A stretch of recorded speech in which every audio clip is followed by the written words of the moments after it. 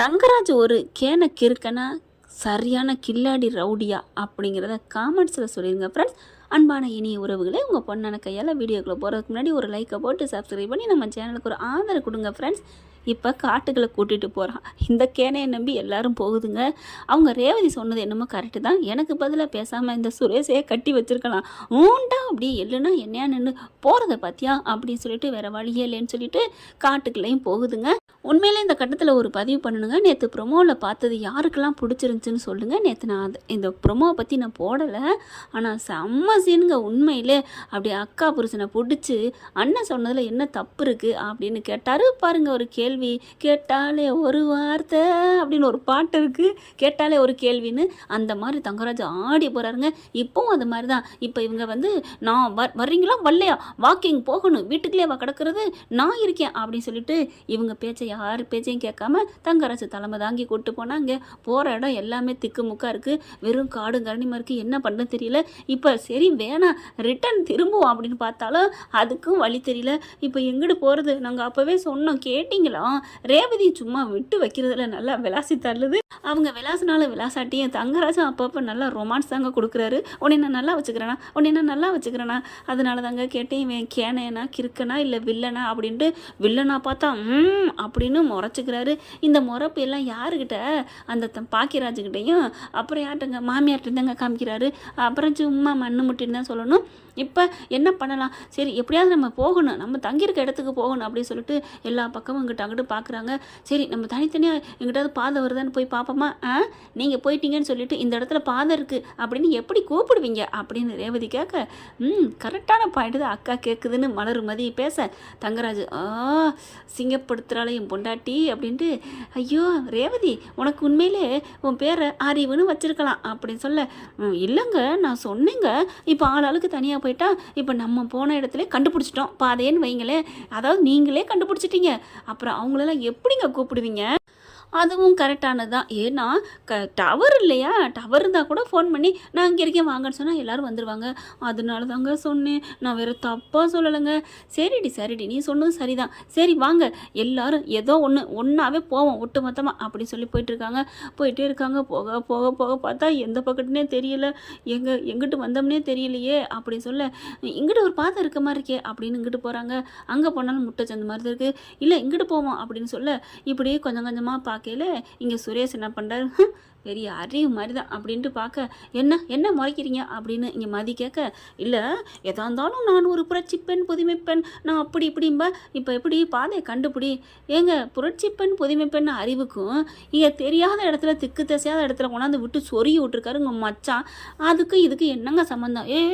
என் மாமா பற்றி ஏதாவது பேசுனேன். இவங்க சொல்கிறது கொஞ்சம் காதில் விழுகுது தங்கராசுக்கு. ஆஹா நம்ம மச்சான் இருக்காண்டா, அவங்க பொண்டாட்டி சொன்ன மாதிரி நினைக்கிறாரு. பேசாமல் சுரேஷே கூட கட்டியிருக்கலாம்.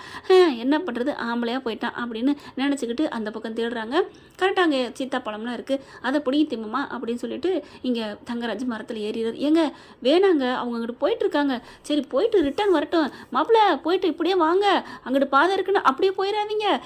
சரி அப்படின்னு சொல்ல, இந்த பக்கத்து இதுங்க போங்க, இங்கிட்டு ஒரு பழத்தை, ஏன்னா கொஞ்சம் நல்லா இருக்குங்க, காலங்காத்தால பசி எடுக்குதா அதனால திங்கிறாங்க. இங்கே ரேவதி நம்ம சுரேஷ் என்ன பண்ணுறாரு, இதுகிட்ட முறைச்சிக்கிட்டே இருக்காரு. மதி என்ன பண்ணுறாங்க, நானும் கண்டுபிடிக்கிறேங்கிற மாதிரி இங்கிட்ட அங்கிட்டு பார்க்க, ஒன்னாலெல்லாம் ஒன்றும் கண்டுபிடிக்க முடியாது, நான் கண்டுபிடிக்கிறேன்.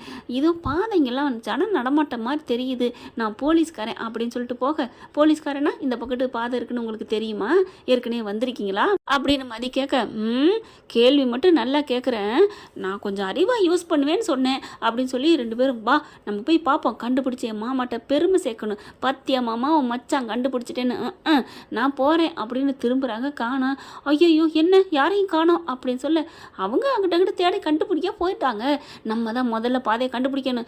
மதி என்ன பண்ணுறாங்க, ஐயோ முதல்ல பாதையை கண்டுபிடிக்கிறீங்களோ சிங்க பாதையை கண்டுபிடிக்கிறீங்களோ அது எனக்கு தேவையில்லை, இப்போ அவங்கள கண்டுபிடிங்க. என்ன அறிவா பேசுகிறேன்னு நினைப்பா, முதல்ல சிங்கம் ரைமிங் பண்ணுறியா, விடுங்க. எங்கங்க அவங்க வருவாங்க சொல்லுவாங்க, இரு கண்டுபிடிக்க போயிருக்காங்கல்ல நம்மளும் கண்டுபிடிப்போம் அப்படின்னு. இது தடம் மாதிரி தெரியுது, எங்க இந்த பக்கம் பாருங்க அப்படின்னு சொல்லல பார்க்குறாங்க. ஐயோ இங்கிட்ட ஏதோ விலங்குகள்லாம் போன மாதிரி இருக்குது, சிங்கம் புலி இதெல்லாம் போன பாதை மாதிரி தெரியுது. ஐயோ நான் வரலப்பா சாமி அப்படின்னு ஓட நம்ம மதி இங்கிட்டு திரும்ப படான்னு கையை பிடிச்சிடுறாருங்க. என்ன என்னமோ போலீஸ்காரரு வீராப்புன்னு சொன்னீங்க, இப்படி வந்து கையை பிடிச்சா என்ன அர்த்தம் அப்படின்னு சொல்ல பட்டுன்னு கையை எடுத்துடுறாரு. இல்லை நான் தைரியமான ஆள் தான், நீ வேணா போய்க்கோ, நான் போய்க்கிறேன், வாடி மவனே உன்னை இன்னும் அலற விடுறேன் பாரு அப்படின்ட்டு நான் போகிறேன் அப்படின்னு சொல்லி போகிறாங்களா. இவர் இங்கிட்டே திரும்பிக்கிட்டு நான் பாதையை பார்ப்பேன் அப்படின்னு பார்க்குறாங்க. இங்கே நம்ம ஆள் மதி என்ன பண்ணுறாங்க, சரஸ்வதினே வந்துருச்சுங்க. நம்ம மதி அப்படியே வராங்க. ஐயோ நம்ம வீராப்பா பேசிட்டோம், நமக்கும் பயமாக இருக்கே, சரி இவர்கிட்ட போயிடுவோமா, இவர்கிட்ட நம்ம கெத்த விடக்கூடாது, அதனால் ஏங்க ஐயோ புலி சத்தம் கேட்குது, சிங்க சத்தம் கேட்குது அப்படின்னு சொல்ல, யானை சத்தம் கேட்குது அப்படிங்கல, ஐயோ மதி அப்படின்னு ஓடி வந்து இருக்க பிடிச்சிக்கிறாரு. அப்படியே 2 பேரும் கட்டிக்கிறாங்க.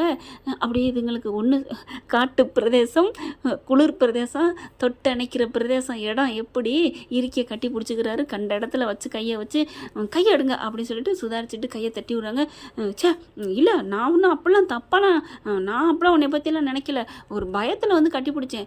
என்ன பயத்தில், என்னமோ அறிவாளியாக பேசுனீங்க, இப்போ என்னம்மா, சரி விடு, பயங்கிறது யாருக்கு வேணாலும் இருக்கும் தான். இல்லை நான் போலீஸ்காரன் அப்படின்னு மதி சொல்ல, ஏய் கிண்டல் பண்ணுறியா, இப்போ எனக்கு ஒன்றும் பயம் இல்லை அப்படியா, சரிப்பா இல்லைன்னா போங்க அப்படிங்கல. ஏதோ யானை சத்தம் கேட்குது, வேண யானை சத்தம் பிளிறது கேட்குது. ஆமாம் யானை தான், யானை இங்கிட்டு அங்கே யதார்த்தமாக மரம் அசையுது. அப்போ அந்த யானை தான் அந்த மரத்தை போட்டு அளப்புதா, அப்போ இங்கிட்டு வந்துருமா, நம்மளை பிடிச்சிருமா, ஐயோ வந்துடும் போல இருக்கே அப்படின்னு மாதிரி ஓட போக, இவர் எனக்கு ஒரு பயம் இல்லை, நான் நிற்பேனுங்கள, யானை சத்தம் யானை ஓடியார சவுண்டு கேட்குதுங்க. ஐயோ அப்படின்னு சொல்லிட்டு ஓட பார்க்குறாங்க. மதி ஓட இவரும் பின்னாடியே மதி நில்லு அப்படின்னு சொல்லிட்டு கையை பிடிச்சிக்கிட்டு ஓடுறாங்க 2 பேரும். போகாத மதி, நில்லு மதி போகாத அப்படின்னு சொல்லிட்டு பின்னாடியே வந்து இருக்க பிடிச்சிக்கிறாரு. ரொம்ப அறிவாக பேசுனீங்கல்ல, சரி விடு, யாருக்கா இருந்தாலும் பயம்தான் இருக்கும் அப்படின்னு சொல்லி திரும்புகிறாங்க. திரும்பினா கரெக்டாக இங்கே நிற்கிதுங்க யானையை பார்த்தோன்னா ஆடி போகிறாரு. ஐயோ இப்போ என்ன பண்ணுறது ஒன்றும் புரியலைங்க அப்படின்னு சொல்லிட்டு இங்கிட்டு திரும்ப பார்க்குறாங்க.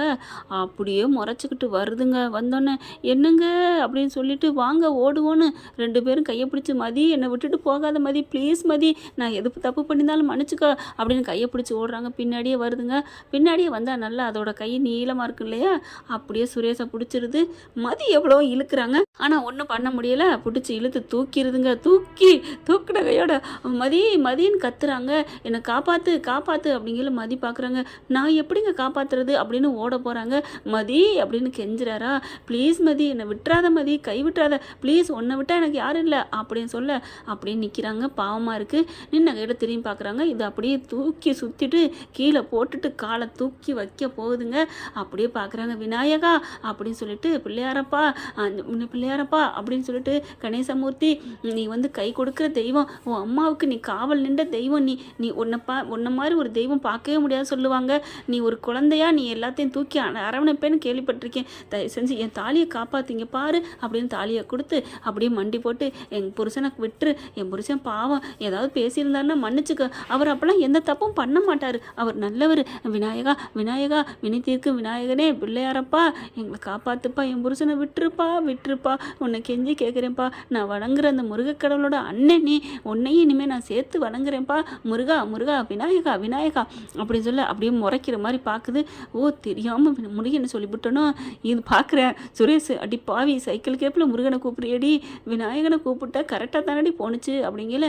பிள்ளையாரப்பா நீ வந்து அம்மையப்பனையே பெருசாக நினைக்கிறவன், நீ வந்து ஒரு அம்மா அப்பாவை சுற்றி வந்து மாம்பழத்தை வாங்கின பையன் நீ, குளத்தங்கரையில் அம்மாவை குளிக்க வச்சு பார்த்துக்கிட்டு இருந்த காவல் காத்த தெய்வம் நீ, இந்த பொண்ணோட தாலியை பறிச்சிடாதப்பா, ஐயோ அப்பா பிள்ளையாரப்பா, விநாயகனே வெற்றியின் தீர்ப்பவனே, வினை தீர்ப்பவனே, வெற்றி விநாயகனே, என் வினையை தீர்த்து வைப்பா, முதற் கடவுளே அப்படின்னு சொல்லிட்டு அப்படியே அழுகுறாங்க, கும்பிடுறாங்க, குனிஞ்சுக்கிட்டு அப்படியே அழுக. கரெக்டாக இப்படி காலை கொண்டுக்கிட்டு வராரு சுரேஷ், அப்படியே கண்ணை மூடுறாரு. மதியம் அப்படியே மயங்கி டொங்கின்னு சுரேஷ் முதுகில் விழுந்துருதுங்க, வயிற்றுல விழுக.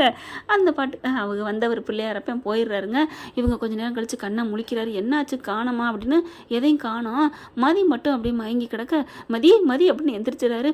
மதி என்னை பாருடி அப்படின்னு சொல்ல, அப்படின்னு பார்க்குறாங்க. ஏன்னா கொண்டாந்து மிதிக்க போயிடுது இல்லையா அந்த பயத்தில். அதுக்கப்புறம் படுக்க வச்சுட்டு அங்கிட்டு பார்க்குறாரு. ஏரி குட்டை குளங்கள்லாம் இருக்கு இல்லையா, சின்னதாக இருக்குது, அதில் 2 கையை அள்ளிட்டு வந்து அப்படியே தண்ணி தெளிக்கிறாரு. தெளிச்சதோட கண்ணு முழிக்கிறாங்க. எங்கள் பிள்ளையாரப்பா போயிட்டாரா அப்படின்னு சொல்ல, அவர் போயிட்டாரு, நீ ஏன் பயப்படுற அப்படிங்கல எந்திரிச்சு உட்காடுறாங்க. வந்து அப்படியே பார்க்குறாங்க. அப்பா உங்களை ஒன்றும் செய்யலையே, என்ன ஒன்றும் செய்யலை அப்படின்ட்டு, ரொம்ப தேங்க்ஸ் மதி, இப்போ நீ மட்டும் இல்லைன்னா என்ன ஆயிருக்கும் அப்படிங்கிறாங்க. அப்படியே பார்க்குறாங்க. என்ன ஆயிருக்கும், நேரம் சட்னி சாம்பார் எல்லாம் ஆயிருக்கும் அப்படின்னு சொல்ல, திமுரு உனக்கு இருந்தாலும் நீ என்னை காப்பாற்றிட்டு விட்டுட்டு போகலை பார்த்தியா அப்படின்னு சொல்லிட்டு 2 பேரும் கையை பிடிச்சிட்டு எந்திரிக்கிறாங்க.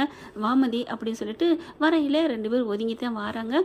இருந்தாலும் எனக்கு ரொம்ப சந்தோஷமாக இருக்கு மதி, என்னை விட்டுட்டு போகலை. இல்லை நான் எப்படி போக முடியுங்க, நான் எப்போவுமே நீதி நேர்மைக்கு தான் பேர் போனவ, உங்களுக்கும் நல்லா தெரியும். அப்படி இருக்கல உங்களை ஒரு ஆபத்தில் விட்டுட்டு எப்படி போவேன். இல்லை மதி, அந்த இது என்ன வேணாலும் பண்ணும், என்ன தாக்குறது உன்னையும் தாக்க வந்திருக்கலாம், ஆனாலும் நின்ன பற்றியா, இதே இடத்துல வேற ஆள் நின்னாலும் நான் அப்படி தான் காப்பாற்றிருப்பேன் அப்படின்னு நீ உன்னால் சொல்ல முடியாது.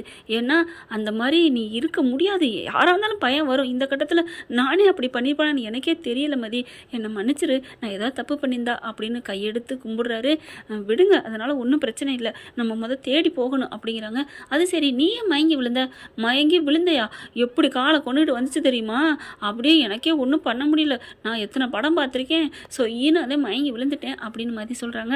எப்படியோ மதி ரொம்ப தேங்க்ஸ் அப்படிங்கல, இரு அப்படின்னு சொல்லி நிப்பாட்டுறாரு. என்ன அப்படின்னு மதி கேட்க திரும்பி பார்க்குறாரு நம்ம சுரேஷ். என்ன அப்படிங்கல, அது இருக்கட்டும், நீ நல்லா தானே ஃபஸ்ட்டு ஆரம்பத்தில் சூப்பராக ஃப்ளோவாக போயிட்டு இருந்தேன்.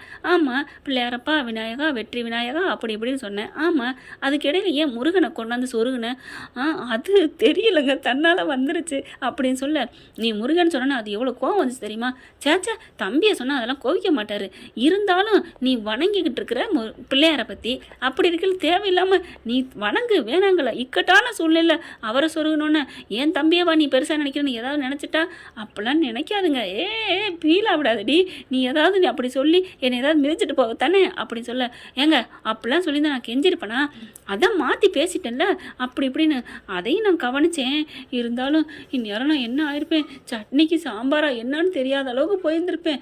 அப்பா மதி அப்படின்னு போனவர் படக்குன்னு திரும்பிட்டு கையை பிடிச்சிட்டு கண்ணில் ஒத்திக்கிறாரு. நீ இப்போ எனக்கு உயிர் பிச்சை போட்ட போயிடுறேன், கடவுள் மதி, நீ என் கடவுள், நீ உண்மையில் நீ வேண்டலைன்னா அந்த இது போயிருக்காது யானை அப்படின்னு சொல்லிட்டு அப்படியே கட்டிக்கிறாரு. அப்படியே இதுங்களுக்கு மெய் செலுத்து போகுது நம்ம மதிக்கு. என்னது கட்டிக்கிட்ட அந்த மனுஷன் இவ்வளோ கோலையாக இருக்கான், இவ்வளோ சின்ன குழந்தை மாதிரி அழுகுறாங்க பிடிச்சிக்கிட்டு. அப்போ தான் நினச்சி பார்க்குறாங்க மலர் சொன்னதை, மதி சுரேஷ் ரொம்ப நல்லவர், அந்த மாமா பேச்சை கேட்டுட்டு தான் இப்படி இருக்கான், நீ கொஞ்சம் மாற்றிடலாம் அவரை, நீ தைரியமாருன்னு சொன்னதெல்லாம் நிஜம்தான், அப்படி பார்த்துட்டு என்னை மன்னிச்சிரு மதின்னு அழுது தோளில் சாஞ்சு அழுதுட்டு இருக்காங்க. சரி நம்ம போனவங்களை தேடணும் வாங்க அப்படின்னு சொல்லி கூப்பிட்டுட்டு கிளம்பி வராங்க. என்ன ஃப்ரெண்ட், இப்படி போனால் நல்லா தானே இருக்கும், பார்க்கலாம் என்ன நடக்கும் போதுன்னு. Thank you friends.